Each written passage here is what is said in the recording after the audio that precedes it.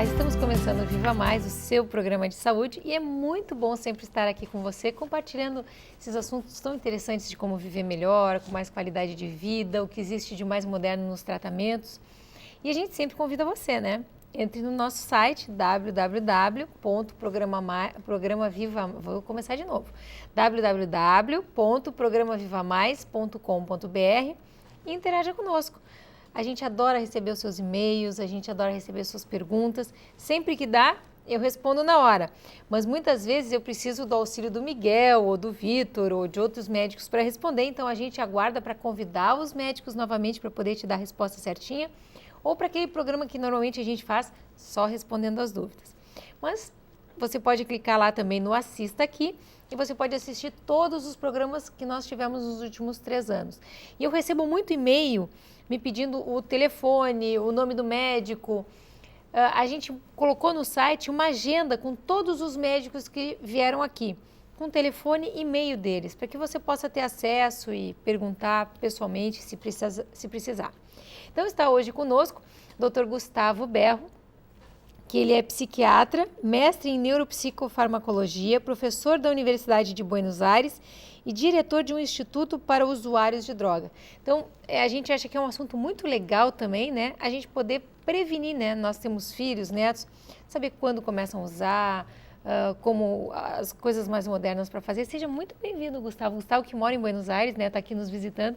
Seja muito bem-vindo, né, Miguel? Claro. Sempre é uma...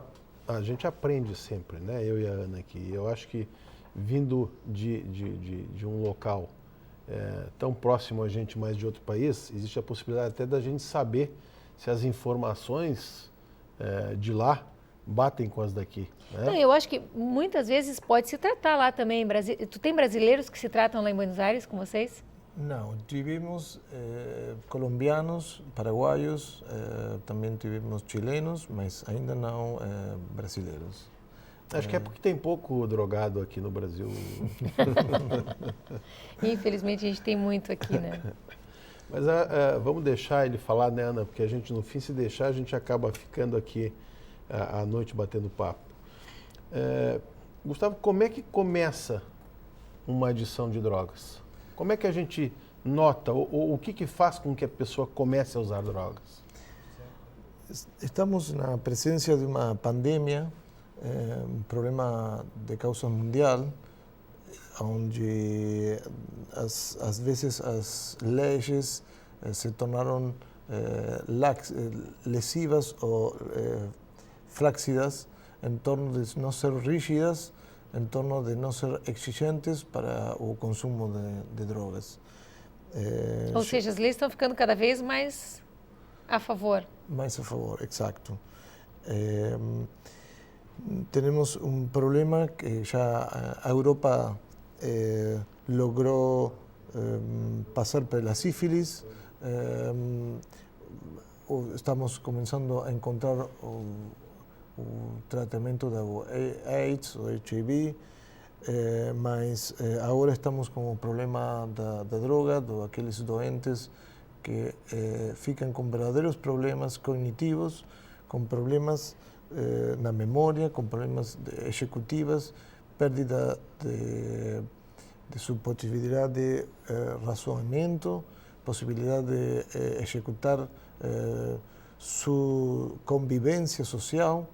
Eles se tornam, às vezes, e que motivam as consultas, se tornam com fracasso escolar, com violência, violência social, violência de gênero, violência doméstica, e às vezes são esses os motivos da consulta.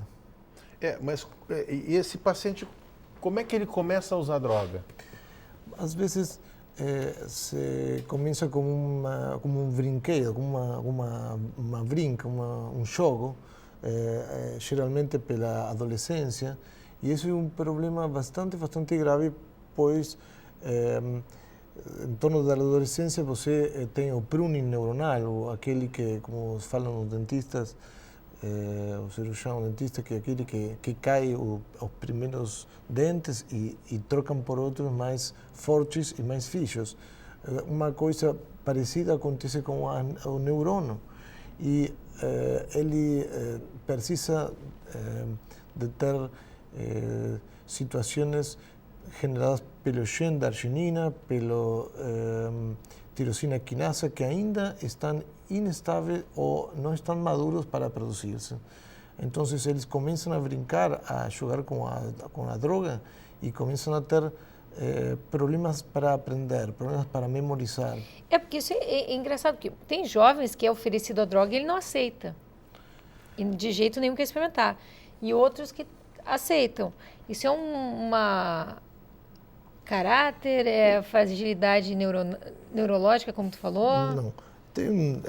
O problema da droga não é somente um problema neurológico, não é somente um problema psiquiátrico ou psicológico, também um problema ambiental. Muitas das enfermidades psiquiátricas não só são problemas da própria pessoa, do gene, sino são problemas ambientais também.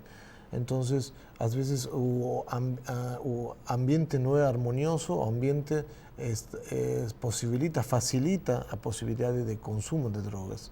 O abandono, às vezes, saída precoces do pai e da casa, problemas, qualquer um pode ser que genere dificuldades no adolescente ou no menino e queira tentar de experimentar.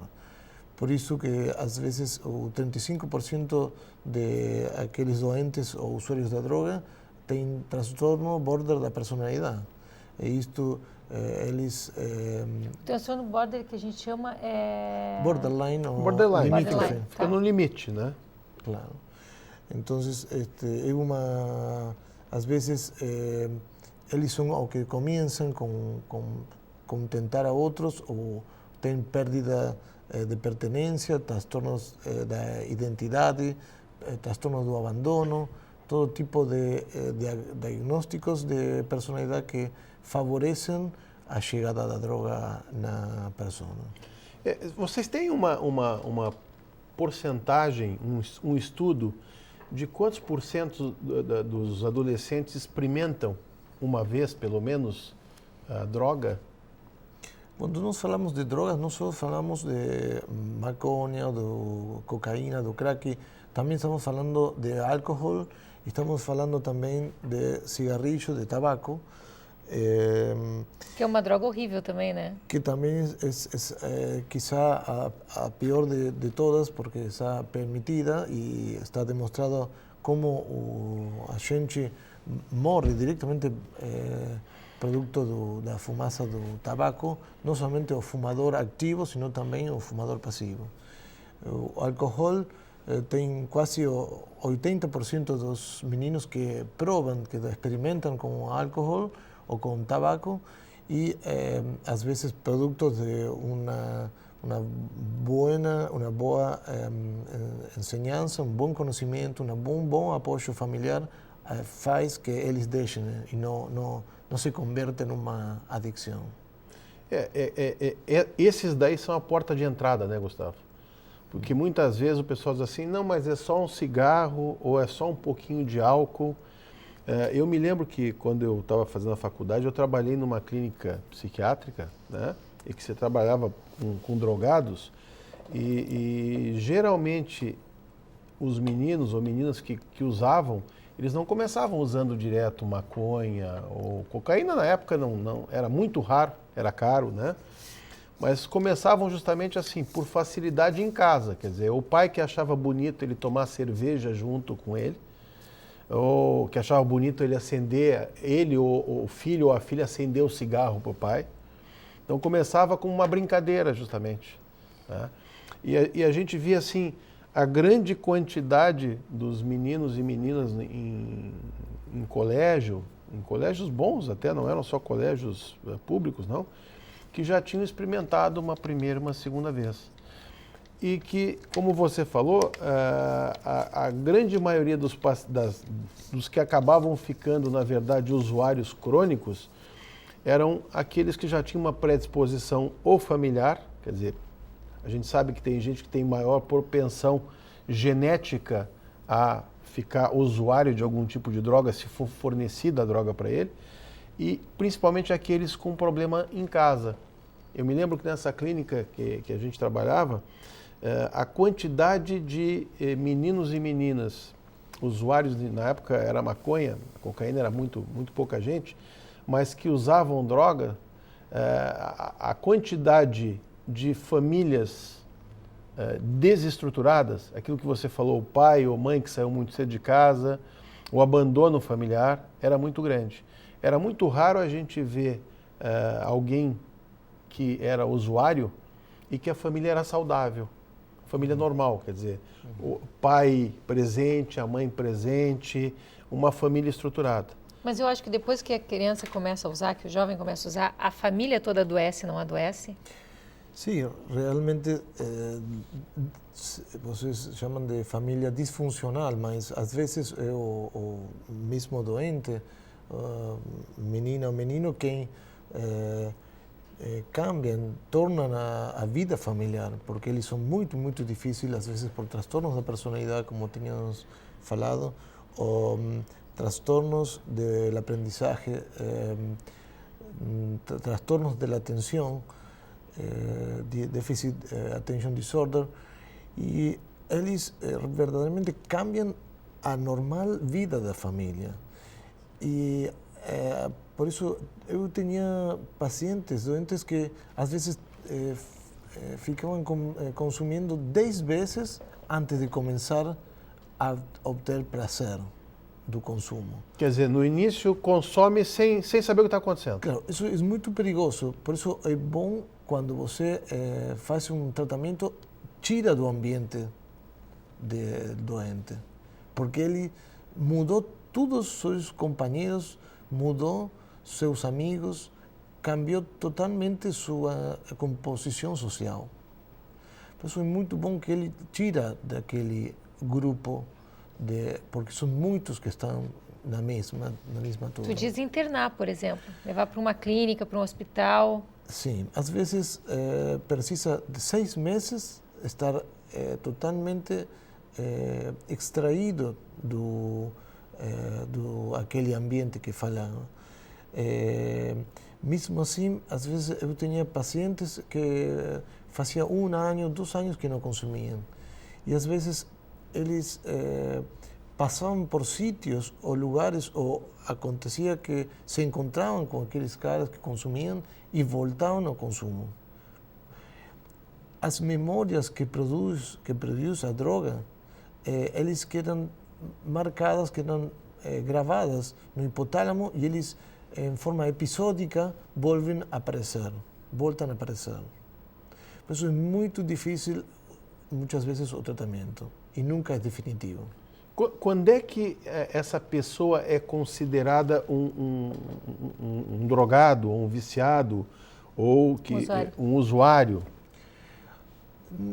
Nós falamos que tem uma etapa de enamoramento. Assim como quando você começa a namorar com uma mulher ou com um menino, tem uma etapa de lua de mel, nós chamamos, porque você encontra que tudo é uma luz, tudo está bom, mas depois começa a padecer sua liberdade, padecer seu patrimônio, perder sua família, perder seus amigos. Eu tinha esportistas olímpicos que perderam a possibilidade de viajar por enquanto produto do consumo. Então você continua perdendo tudo. Então o enamoramento, o lua de mel, ruína e logo começa a ficar aprisionado ou preso do consumo, ao ponto tal que você perde as capacidades de funcionamento normal do cérebro. Para cada pessoa isso tem um tempo diferente, né, Gustavo?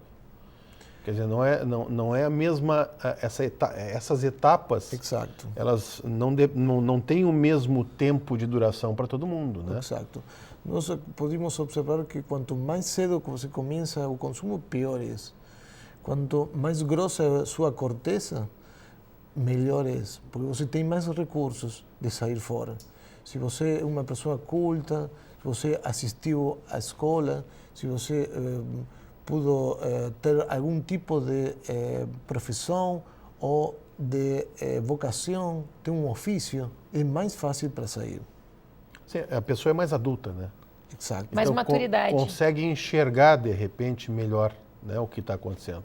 Mas eu me lembro que a gente pegava muitas vezes, isso que você falou, dessas etapas, pegava a gente assim, profissional liberal, já com algum tempo de vida profissional, e eles vão perdendo, o que deixa a gente muito chateado realmente, é porque são pessoas, na totalidade, são pessoas boas, e que o que a gente chamava na época, não sei nem como é que se fala hoje, porque já estou há muito tempo longe disso, mas aqui no Brasil se dizia que o indivíduo chegava no fundo do poço, que é quando daí ele começa a pedir ajuda, porque normalmente essa fase do namoramento, né, na fase inicial do namoro, não, né? Porque ele só está tendo prazer, ou só está vendo o lado bom, né? E normalmente, assim, essas internações que você falou, elas eram sempre internações contra a vontade do indivíduo. A não ser nesses raros casos em que ele já tinha perdido tudo, perdeu família, perdeu filho, perdeu dinheiro, perdeu... Alguns perdiam até o relógio que tinha, vendiam. Já vi gente conhecida assim do meu convívio, que o cara, olha, vendeu o relógio, vendeu tênis, vendeu tudo, e daí sim, daí ele pede para ser internado, porque ele já não... Primeiro, já não tem mais nem como comprar. Segundo, ele já chegou realmente no fundo do poço. Bom, a conversa está muito boa, a gente já vai voltar, mas está na hora do nosso comercial e a gente volta bem rapidinho, não saia daí.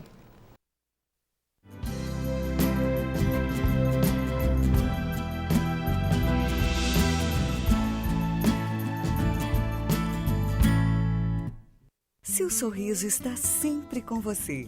Ali no bairro das Três Figueiras, o Centro Odontológico 590 reúne o melhor para o seu sorriso ficar perfeito. Tratamentos com tecnologia e os produtos mais modernos do mundo. Profissionais especializados, capacitados e treinados em todas as áreas da odontologia. Atendimento personalizado, com carinho, respeito e preço justo. Liderado pela doutora Ana Paula Sorrentino Delvaux, pós-graduada em implantodontia e prótese,